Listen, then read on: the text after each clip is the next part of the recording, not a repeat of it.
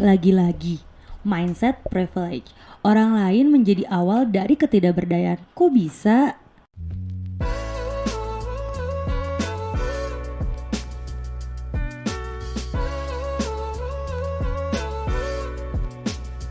Hai, Assalamualaikum. Kembali lagi di podcast Positif Istri bersama Lulu dan Leni. seringkali ketika melihat orang lain yang sudah sukses, kita akan mencari-cari apa yang membuat orang-orang ini menjadi sukses. Kalau ketika kita menemukan lalu kita merasa termotivasi untuk mengikuti langkah-langkah baiknya, itu benar. Tapi gak sedikit dari kita juga bilang, tuh kan pantas aja sukses, itu kan karena orang tuanya sudah kaya. Tuh kan pantas aja, itu kan ikut pamor pasangannya. Yah, dia sih cantik atau cakep ya, gampang aja bisa sukses. Dia mah enak. Nah, dan lain-lainnya. Tentu kita pernah dong dalam hati bicara seperti itu. Apa aku doang ya?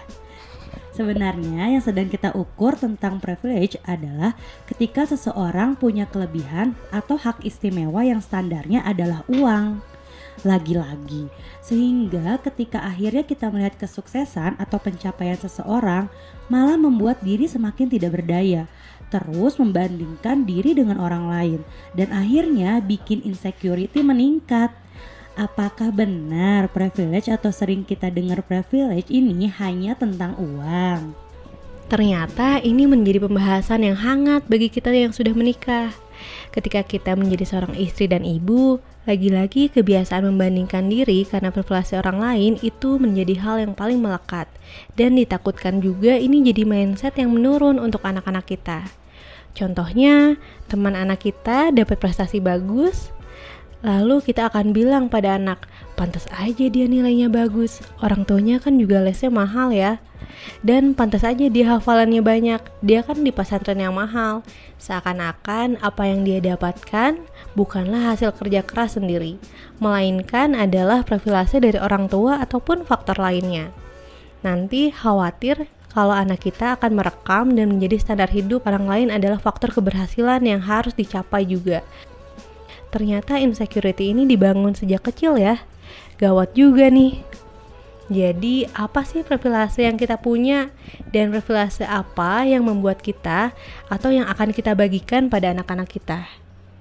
Ya, itu adalah privilege tentang kehadiran kita sebagai orang tua, kehadiran kita sebagai pasangan, kehadiran kita sebagai orang yang mengajarkan peran penting dalam kehidupan ini. Kalau kita cari arti dari privilege itu adalah hak istimewa, maka penuhi hak-hak itu untuk kita gunakan sebagai hal yang dapat menguatkan imun ketahanan keluarga kita. Bukan hanya uang ternyata yang paling utama. Lalu bagaimana agar privilege ini menjadi sesuatu yang benar-benar istimewa dan dapat kita bekali untuk anak-anak kita? Betul, Leni, dan salah satunya ini yang akan jadi imun untuk ketahanan keluarga kita adalah keluarga yang harmonis, berdaya, dan bermanfaat. Kita sadari memang generasi kita 90-an itu generasi yang kalau lihat di survei-survei di media loh ya, ternyata generasi kita ini generasi yang rapuh.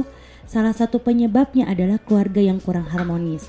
Apakah itu artinya kita berhenti berharap untuk menciptakan kehidupan yang lebih baik bagi generasi penerus kita? Tentu tidak kan? Justru inilah perjuangan kita. Ini perjuangan kita bersama. Terbayang loh nanti ketika anak-anak sudah besar, yang mereka bicarakan bukan lagi karena ketidakberdayaan orang tuanya, bukan lagi ketidakpercayaan diri karena ketidaktahuan orang tuanya dalam mendidik. Percayalah teman-teman semua, kita bisa membentuk anak-anak kita ini tumbuh menjadi anak yang beriman dan tangguh.